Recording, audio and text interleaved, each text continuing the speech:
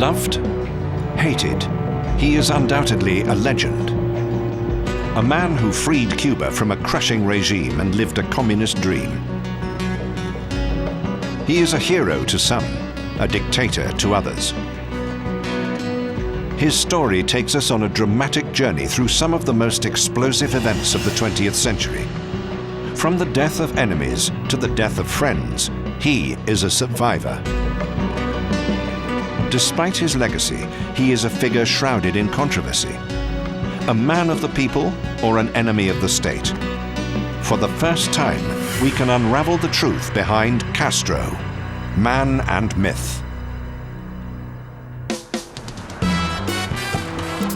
January 1959, a historic day for the Caribbean island of Cuba. After decades of living under a corrupt dictator, a guerrilla army has taken control. Revolution and victory are in the air. Anything seems possible on this day.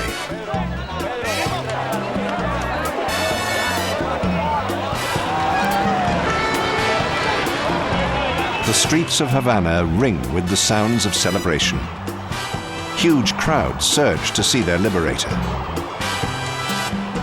He is a young, dashing 32-year-old lawyer. His name, Fidel Castro. But behind the steely smile and under the glare of publicity, Castro is secretly terrified. Hubert Matos was once one of his closest commanders. He kept saying over and over again, today could be my last day. I'm going to be killed by an assassination attempt. From that day on, he was obsessed by that thought. But he was extremely careful and only trusted a few people. Several times that day he shouted to me, all sorts of things can happen out of those high buildings. Assassination is a ghost that will haunt Castro for the rest of his life. But for now, he's a hero in a brave new world. Wayne Smith was a US diplomat in Cuba at the time. There was a sense of a whole new beginning. The world was now open to Cuba. The road was open to a great future. In Castro's hands, Cuba's future was on a controversial course. Had one dictator simply be replaced by another?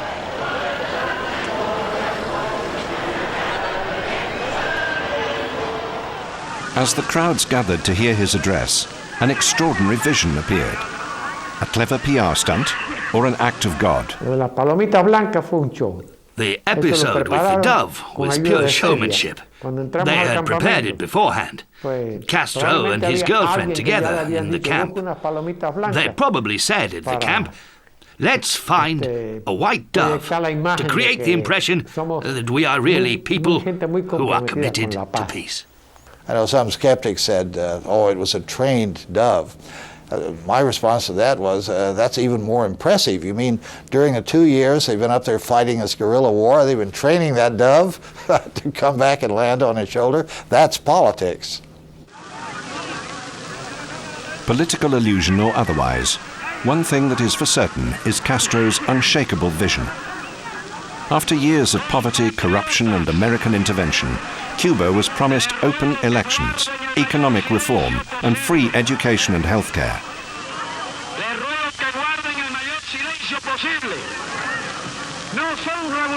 The future looked like a promised land. Half a century later, how has the revolution fared?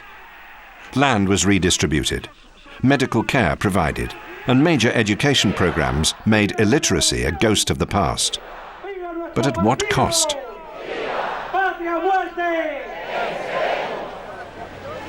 Open elections never did come to Cuba, and Castro has remained president for over 40 years. Opposition to his regime is silenced, and the country crippled by international embargoes.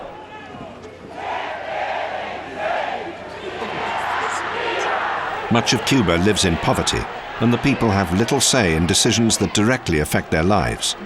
Yet still they have deep admiration for his resilience. Who is this man who promised them their freedom? e entrañables compatriotas.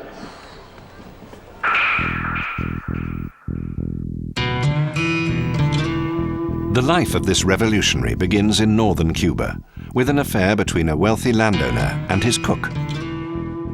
In 1926, they bore a child named Fidel Alejandro Castro Ruth. The child enjoyed a life of privilege and a solid religious education. But from an early age, he had a strong sense of social injustice. Pudiéramos decir que me rebelé en primer término contra las condiciones injustas. You could say that at first I rebelled against the unfair situation in the family house I was taken to when I was 5 years old. I remember that even in the school I was sent to, I also developed a rebellion against injustice and unfairness. Many times I had to go through situations in my childhood that I thought were unfair. And that was my experience, time and time again. But despite his grievances, the young Fidel was a diligent pupil. His determination took him to the University of Havana in 1947 to study law. However, beneath the city's sophisticated exterior was a corrupt administration, controlled by American investment and run by the mafia. And while Havana was a playground for the rich and famous, much of Cuba lived in poverty and social divisions ran deep. For the young Castro, action was inevitable, and he soon began to voice his opposition against the regime. It was a brave move, which marked him out as a charismatic leader, as Melba Hernandez, a future comrade, remembers.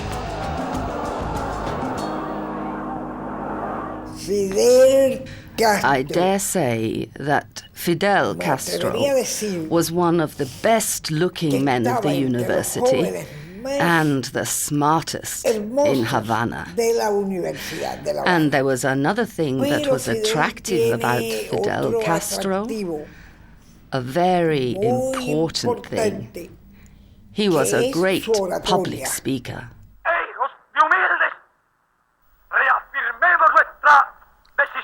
As a leading member of the reformist Cuban party, the young Castro took naturally to the limelight and knew how to play to the public. Max Lensig was a student with him at the time. Fidel always loved to dress in very elegant clothes. It doesn't mean that he didn't wear traditional Cuban outfits. Any important events, he would always attend in a smart-looking suit, even at the height of summer. If you look at the photo archives, you will find Fidel is always immaculately presented. Fidel's charm soon attracted a young philosophy student's attention. Norberto Fuentes is an exiled Cuban author and an expert on Castro. Mirta Diaz-Balart. She was the woman of Fidel Castro's dreams and longings. Fragile and delicate and ladylike, she was perfect for him. And she was also a woman that he always felt guilty about not treating well. His relationship with Mirta was to be one of many for Castro. In 1948, the couple were married and headed off to America. Ironically, it's in America where Castro first read Karl Marx's critique of capitalism. America fascinated him. Castro even wrote a letter congratulating President Roosevelt on his re-election. And he asked for a souvenir $10 note. Castro's memo to the president must have been poignant. At the time, America controlled 75% of Cuba's farmlands. Fidel was also a strong and skillful baseball player, and a unique opportunity arose that could have meant a very different life for him and for Cuba. The most famous baseball club in America, the Yankees, who had a huge fan base in Cuba, made him an offer, and Fidel was very tempted. He said he would have loved to train with an American team. It was a fantastic opportunity. But Castro chose a different team. With the birth of his first son, he returned to Cuba to pursue a career in law, fighting for the rights of the underclass. In his search for an answer, revolution seemed inevitable. And it was a quest that led him to Natalia Revuelta, a woman he would start an affair with.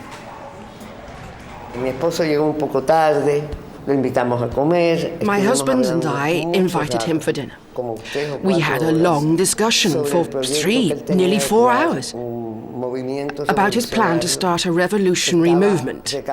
He wanted support, money, and financing. He needed weapons and help to get the organization going. It was a dangerous plan. At the time, Cuba was ruled by Fulgencio Batista, a ruthless dictator who ran the island like an American colony and was rewarded well for his loyalty. In July 1953, the seeds of revolution were sown. Under cover of the carnival, Castro led a tiny troop of 120 poorly equipped guerrillas to a garrison of over 1,000 armed soldiers. Their aim was bold and simple: to ignite an uprising and free Cuba from America and Batista. But they were met with violent failure.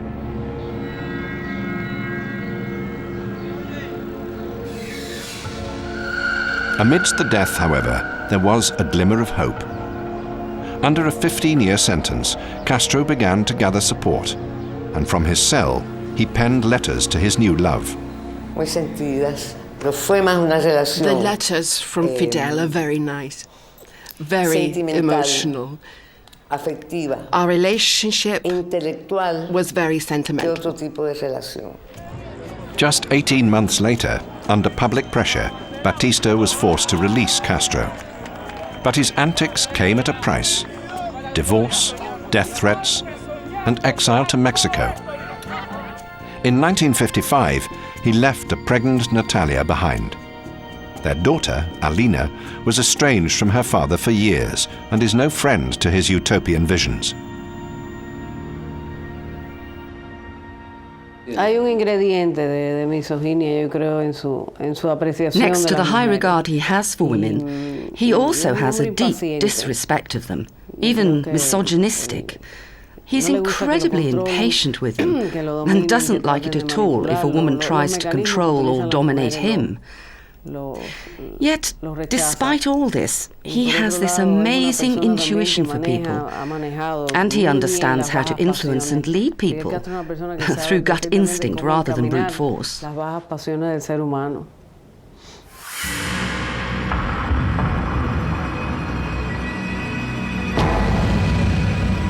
1956.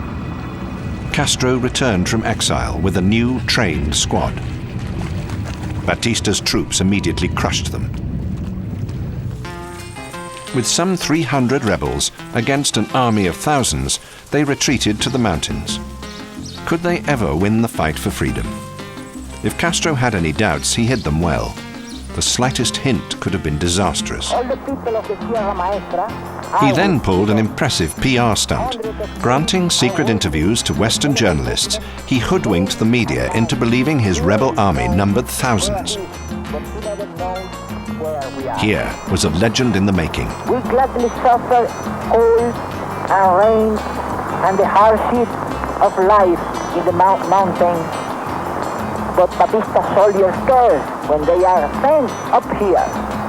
With a young Marxist by the name of Ernesto Guevara, Castro's hope for utopian Cuba took shape, as Guevara's daughter Aleda recalls.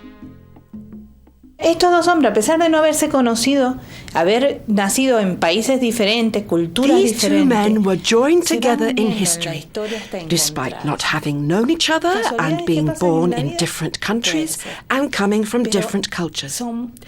It's one of life's great meetings because together they formed the combination that could make the perfect man of the future, showing great human sensibility, caring for others, total commitment to work, and total commitment to the cause they believed to be fair. Celia Sanchez was another guerrilla fighter close to Castro, but being a woman with a strong mix of political and religious beliefs put a strain on their relationship. Celia fue un pobre rehén de Fidel Castro. Celia was Fidel Castro's prisoner, in the sense that this intimate relationship turned her into someone without her own opinion. Fidel said to her, "You do exactly what I want. You must approve of my instructions or you shut up." Because Celia was a Catholic. A Catholic and a Marxist who is in power. You can't have a close relationship. It was inconceivable. Celia had to accept to live as a satellite, a poor prisoner of Fidel Castro.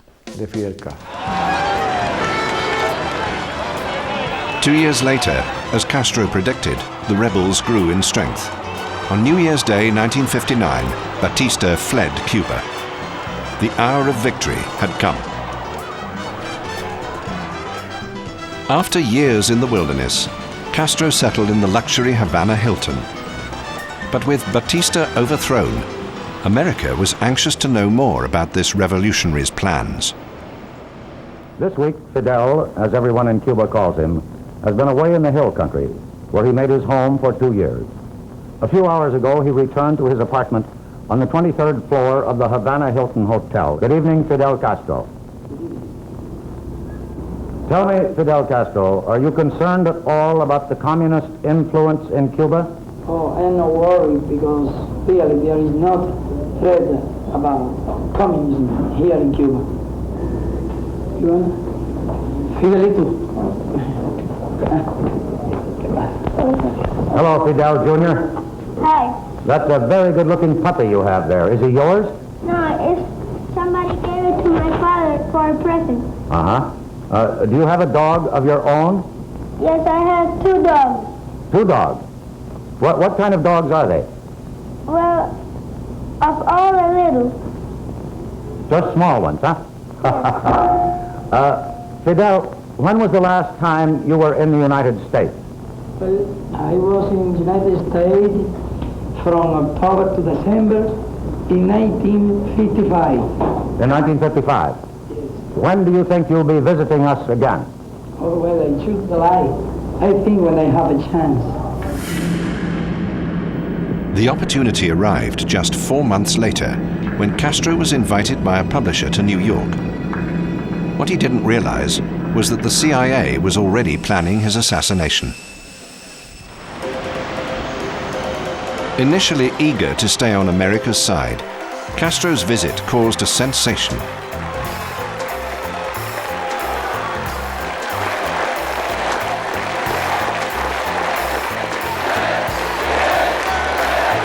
But the real aim of his mission was for America to recognize him as Cuba's new leader.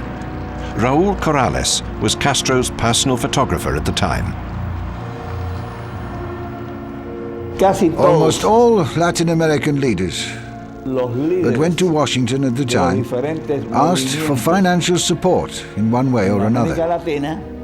But this wasn't the case with Fidel. He wasn't interested in American finance. What he asked for instead was an understanding of the Cuban Revolution. Nixon was not interested. Under Batista, American investment in Cuba was safe. With Castro, it remained uncertain. When the discussion was over, they came out of Nixon's office. I could see immediately that Fidel wasn't at all happy with the way the conversation had gone. America had closed its door to Castro. Beneath the smiles was a deep hostility and an even darker future.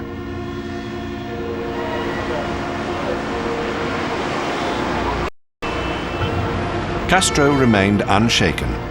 In his second trip to New York, he set up camp in Harlem and discussed plans for nationalizing property and seizing private business in Cuba.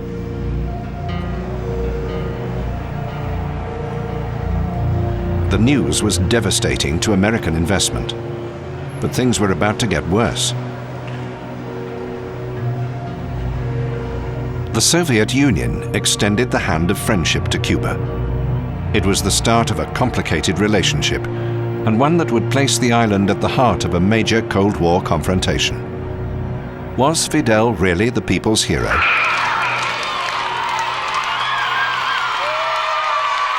Soviet communism has long gone, but today Castro still reigns supreme in Cuba. Is this public show of affection motivated by genuine admiration, or is it fear of imprisonment that fuels their cheers? Even in the grip of poverty, the leader of 40 years is still adored by his people.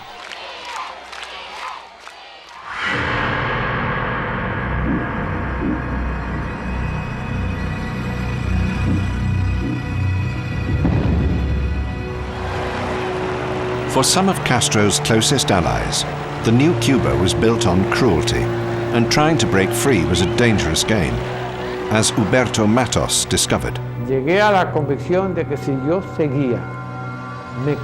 I was convinced that the revolution was developing more and more into a communist dictatorship, and I simply did not want to follow that line.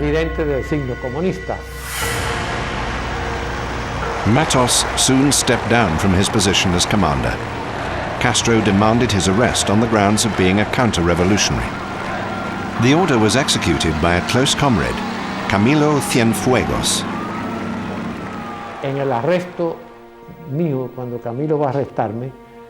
When I was arrested, Camilo was talking on the phone with Fidel. So Camilo is there, I am here, under arrest, and Ramillo Valdez is there. Camilo is sitting on the desk that had been mine, and Fidel is in another part of the city. So he calls him, and it seems that he asked how things were going.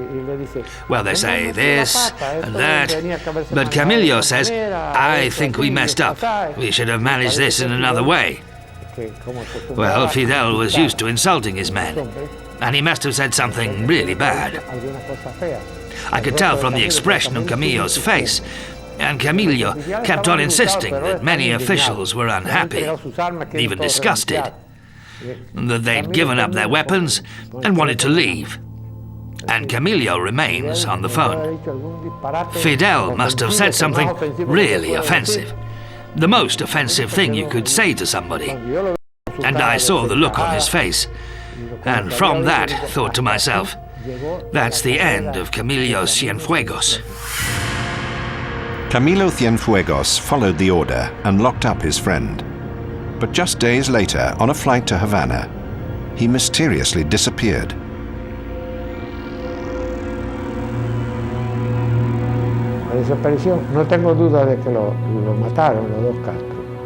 I have no doubt that Castro's people killed him. I have no doubt at all.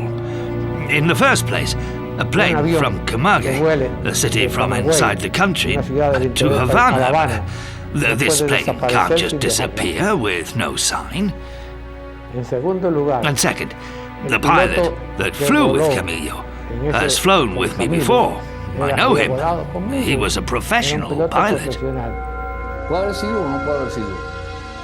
Maybe it was like that, or maybe it wasn't. But Fidel Castro isn't Tarzan or Batman. He's a very rational man. How else can you describe a man who can rule an island for decades that is so close to the United States, but openly opposes it? He behaves very pragmatically. Why should he have killed Camilo? If there would have been a reason, then yes, he would have killed. But I can't see a reason. Camilo was a man completely defeated by Castro. He saw everything through Castro's eyes, and he arrested Cuba, despite all that happened. It just wasn't necessary to kill him.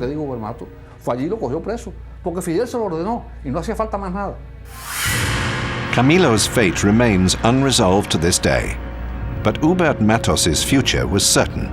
Convicted for 20 years, his experience was harrowing.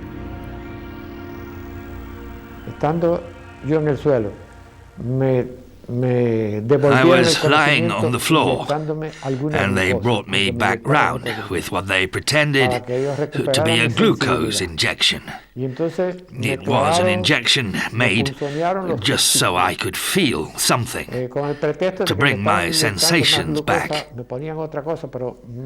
They used it on my testicles. They did horrible things to me. In the new Cuba, Castro aimed to purge the enemy within. Official figures record hundreds of executions. His opponents claim many more died under fire. Amidst the speculation, however, Castro proved himself to be a focused leader, living in basic accommodation and ensuring that living and working conditions were improved in Cuba. The people would be provided for.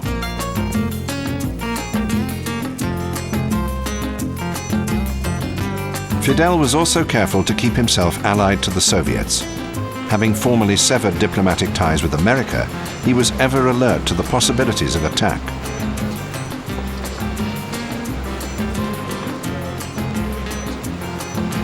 Behind closed doors, Castro was still a part of the wealthy class that produced him. After all, he needed them on his side. At his sister's wedding, the unease is obvious. 2 years later, the US attacked Cuba. After a year's training under the CIA, exiled Cubans were blessed by a priest before embarking on their mission to invade the island and remove Fidel Castro. What they hadn't anticipated was Castro's response. Scattering his air force to avoid its destruction, he personally headed up the operation. He is a man that does not know fear. He is not scared to lose his life.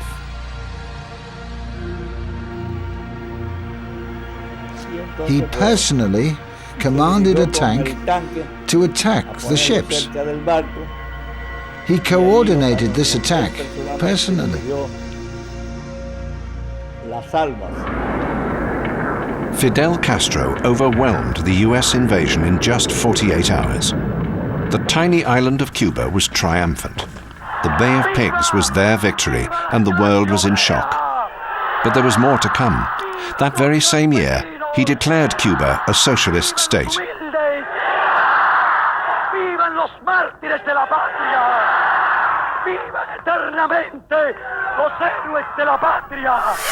The Americans were quick to react, and violent. Government buildings were sabotaged. Castro's men had become a moving target. The CIA may have failed to remove him, but they spawned an underground movement set on his destruction, as Philip Agee, an ex-agent, reveals. You can be absolutely sure that it was official United States government policy to assassinate Fidel Castro in the 1960s. Later on, these terrorists, which owed their training and their skills and their existence really to the CIA, they took on a life of their own and continued terrorist operations, including attempts to assassinate Fidel Castro.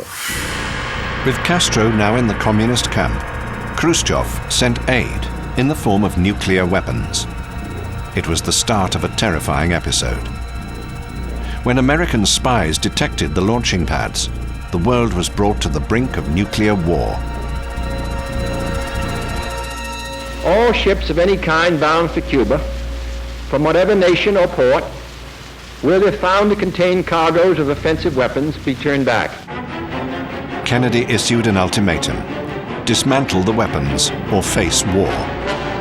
Cuba was now at the center of a Cold War face-off. The tiny island braced itself for another invasion from its giant neighbor.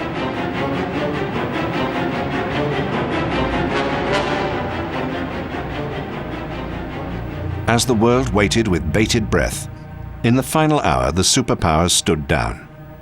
Behind Castro's back, Khrushchev and Kennedy negotiated a deal.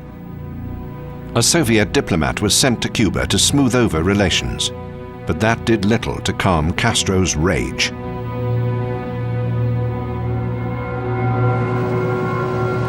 Having kept him in the dark, Khrushchev invited Castro to the Soviet Union for a 40-day tour.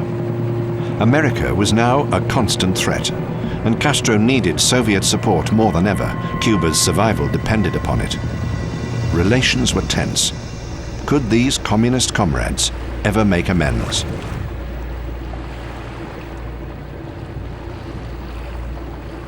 At the end of the journey, Khrushchev finally revealed his deal with Kennedy: the removal of the Soviet rockets from Cuba against the withdrawal of American weapons from Turkey.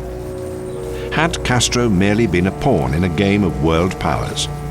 And when Khrushchev agreed to bankroll the Cuban economy, was Castro simply swapping one master for another?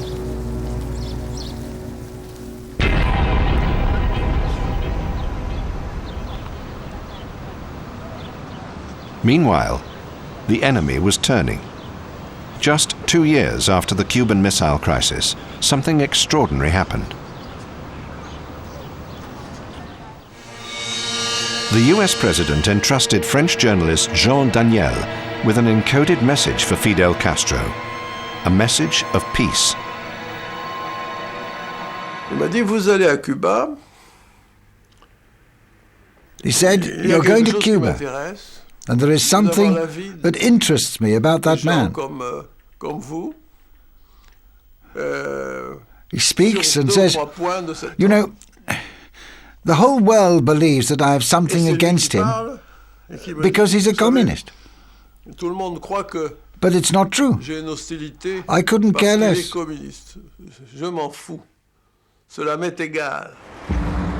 In November 1963, Jean Daniel traveled to Havana with Kennedy's message. He was warmly welcomed by Castro and invited as a guest in his home. The experience was an eye-opener for the journalist. When my wife and I entered the room, there was a big crucifix hanging on the wall. Just imagine, in the house of a revolutionary leader that is a communist and against religion, there's a crucifix hanging in his home. Jean Daniel brought Kennedy's message to Castro.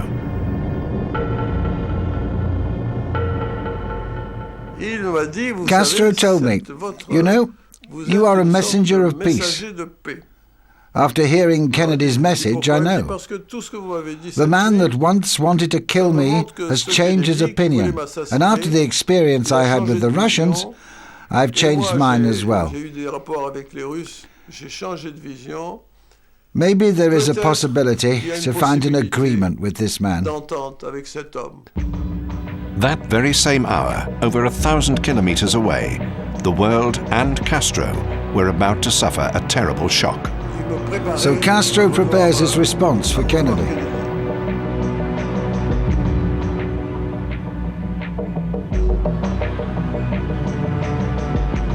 Suddenly the phone rings. Castro repeats loudly what I relay to him. Injured? Badly injured? Bad, very badly injured. But no, he isn't dead.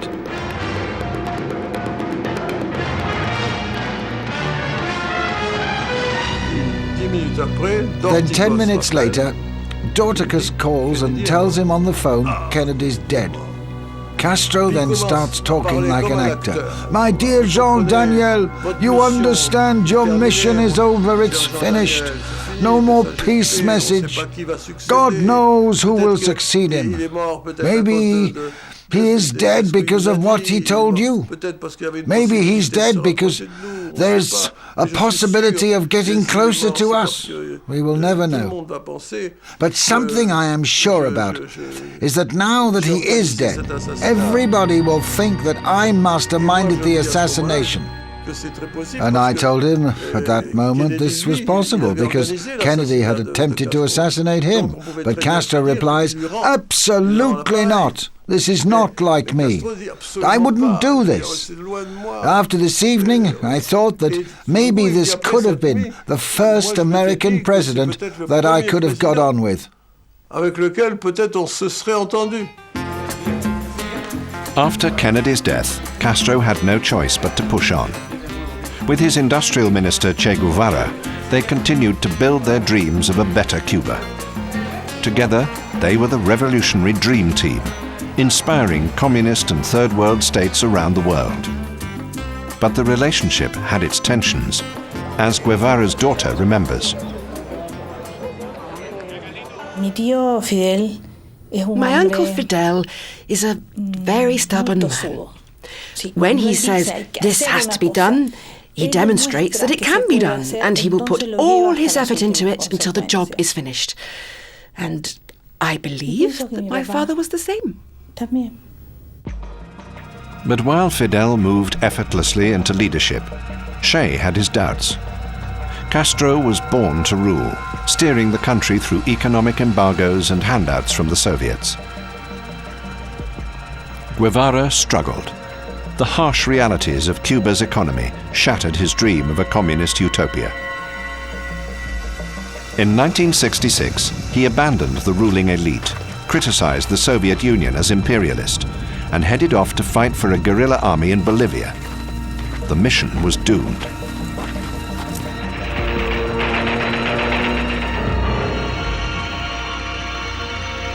In the face of death, Castro showed an unshakable faith in his friend's beliefs.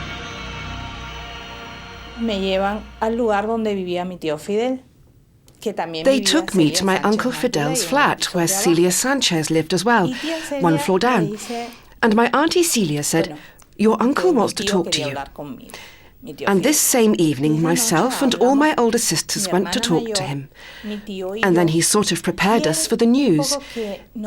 He made up a letter that Dad was supposed to have written, and in which he said that if he would fall while fighting, he didn't want us to cry for him. Fidel wanted to tell us my dad had died as he wanted it, in combat. And if men were to die that way, you wouldn't be allowed to cry. Y cuando los hombres mueren así, no se debe llorar por ellos. And despite the rumors, he hailed his friend and comrade as a national hero in Cuba. I will now read to you a letter from Comrade Ernesto Guevara.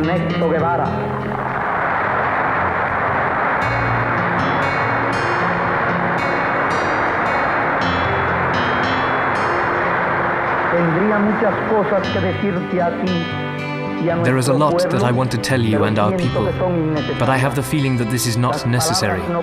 Words cannot express what I would like to say, and it is not worth writing this down. Forever until victory, fatherland and death, I embrace them with a revolutionary passion. Che. The legacy of Che Guevara inspired thousands throughout the world. In death, he became an icon of revolution. After Che's death, Castro built on his dwindling international relations.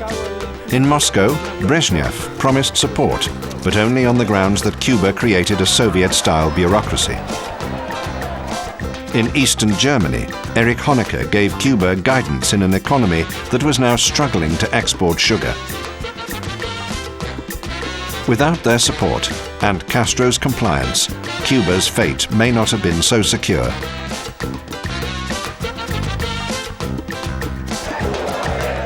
Today, with Soviet support long gone, Castro still pledges power to the people. But is this now just a hollow promise? You can condemn. It doesn't matter. The people will have the last word. The people will have the last word. By the 1980s, Castro reached an almost mythical status. A self-styled, enigmatic leader, always pictured in military combats and cigar. He had survived the wrath of America and clearly enjoyed playing to the world media. Everybody says you always have a full vest. Dice que usted tiene un chaleco a prueba de balas. No. Voy a desembarcar así en Nueva York. I will land in New York like this. Tengo un chaleco. I will land in New York like this. Tengo un chaleco moral. I have a moral one. A moral vest. Stalin had a pipe, and while he answered, he chewed on it, just to make sure he didn't say anything wrong. Fidel always smokes a Havana, so that before he answers, he can think it through first. These are gestures of pragmatism, and Fidel is very pragmatic. 1989, and trouble lay ahead. Under Gorbachev, the Soviet Union disintegrated, and with it, Cuba would lose some $5.5 billion in subsidies.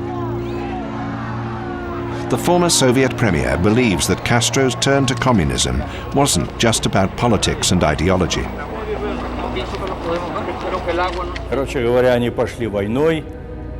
The USA were in a kind of war with Castro, and Castro was looking for an ally. That's really why he was embraced by the Soviet Union. And if someone supported the Soviet Union, America was against it, and the other way around. That's how Castro became a communist. Gorbachev's new policies would hit Cuba hard. But despite this, the president had a deep admiration for Cuba's leader.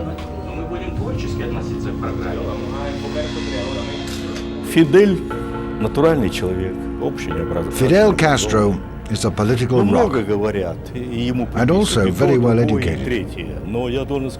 He's done a great deal for his country. He has brought education to the country, and he has built up a good health system.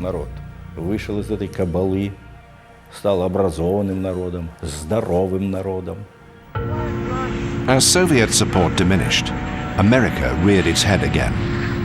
Under George Bush, new campaigns penalizing foreign investment in Cuba aimed to squeeze Castro out. In the face of so much hostility, Fidel still managed to surprise the world's most powerful man. The people of Cuba, to the degree they get news at all, felt that Marxism and totalitarianism was on the way out. And it has been. It has been in this hemisphere as well as in Europe. So I think they probably felt the handwriting was on the wall, but it never occurred to me that Fidel Castro would see what happened in unified Germany and said, I better get out of here. Economic blockades may have persisted, but Castro and Cuba pressed on. In standing up to his enemy, Castro grew in stature, and using pressure from the outside world somehow stabilized his standing in Cuba. Wayne Smith certainly thinks so. Castro plays David to our Goliath beautifully, and we give him the opportunity to do it month after month after month. Amidst growing economic crisis and social unrest, Castro made a radical gesture. In 1998, he granted an audience with the Pope in Cuba. The military attire set aside, Castro appeared humble, even fragile, before the religious leader.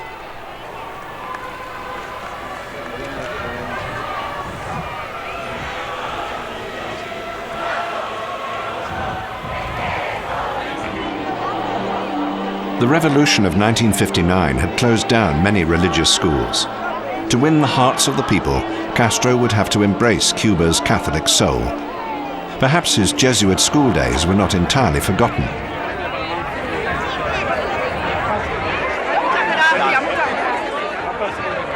I think that through the education at the Jesuit college, he learnt the techniques that he needed to reach his political goals.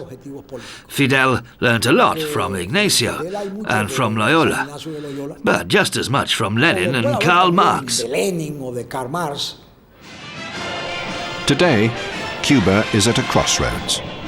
To survive, the island has returned to religion and tourism. Many have fled, but support for Castro appears to be strong. How has he managed it? Fidel has a good understanding of how to mobilize the masses, and it's always with exactly the same tools. If you see how the American media handles Cuba, you will be surprised. It's horrible, grotesque, but the mechanisms to mobilize and market support are the same everywhere. Here in the USA, they use it to sell Coca-Cola. In Cuba, They are used to promote a socialist revolution. The revolution may be a ghost of the past, but Castro remains solid. World figures like Nelson Mandela, the former US President, Jimmy Carter, the Nobel Prize winner, Gabriel Garcia Marquez, and the footballer Diego Maradona. All hail him. But is this support enough? The people that surround Fidel today are all entertainers. But friends? None.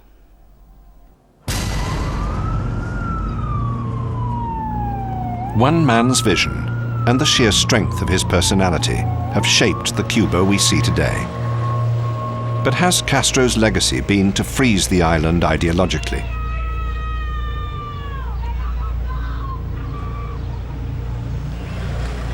What does the future hold for Cubans? Feelings are mixed. For the Cuban author Miguel Barnett, Castro is a hero. He has taught us Cubans to have dignity, to fight for our principles and values. And he's helped us to build a nation that might not be perfect, but has a high moral position in the world.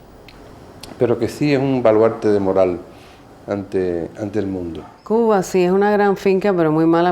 is like a big property that has been poorly managed. Castro was very good at managing his own property, but not Cuba. In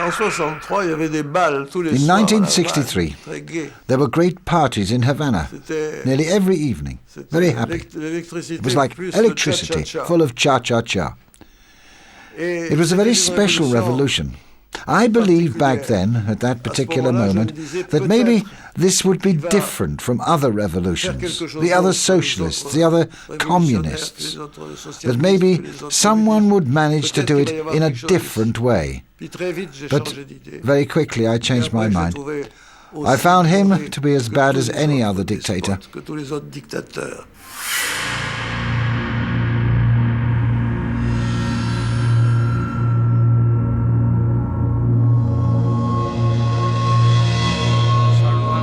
Buenos Aires 2003. In Latin America, Castro is still a hero, a man who understands the plight of the Third World and the meaning of a colonial master. You brought good fortune to me when I arrived here in 1959, and from there I earned the good fortune that has allowed me to return here today, 44 years later. It's just sad that it'll be the last time. It is in these moments that Cuba and Castro's legacy perhaps seem most poignant.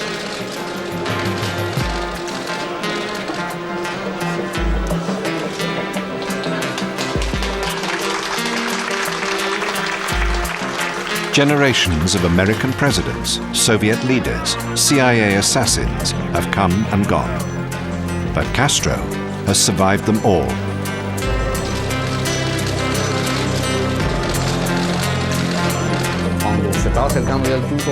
Just as we approached the triumph of the revolution, he said, "We will stay in power for 20 years." And then it doubled. And if it's God's will, it will triple.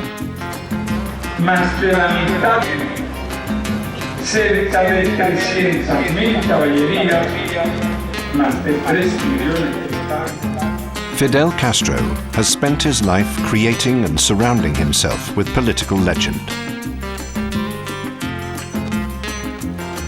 Hailed as a hero, damned as a dictator, his journey through the 20th century has been unique. With his departure, the question is whether Cuba can survive without Castro, the man and the myth.